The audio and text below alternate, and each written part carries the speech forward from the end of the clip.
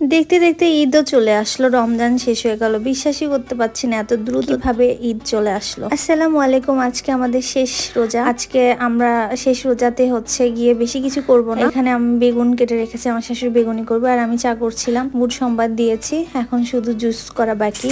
আজকে তরমুজের সাথে বিটরুট দিয়ে জুস করব, আর হচ্ছে পেঁপের জুস। তো অনেক প্রতীক্ষার পরে চলে আসছে এত তাড়াতাড়ি ঈদ। এবার ঈদ যে কিভাবে এসে গেল বোঝাই গেল না। আমি যতটুকু শুনেছি মানুষের মুখে মুখে, আলহামদুলিল্লাহ এবার অনেক রহমত ছিল আল্লাহ পাকের। সবাই এবার রোজা করে মনে হয় অনেক শান্তি পেয়েছে।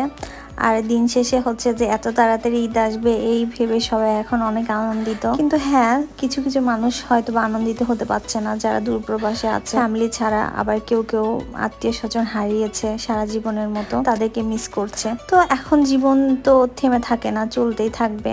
তো হাসি খুশি সব মিলিয়ে জীবন। তো যাই হোক, সবাই ভালোভাবে ঈদ উদযাপন করুন। ঈদটা শেষ করলাম, ঈদটা শেষ করে এই যে কালকের জন্য আয়োজন করছি। তো ঠিক আছে, আজকের মতো এতটুকুই। আল্লাহ হাফেজ।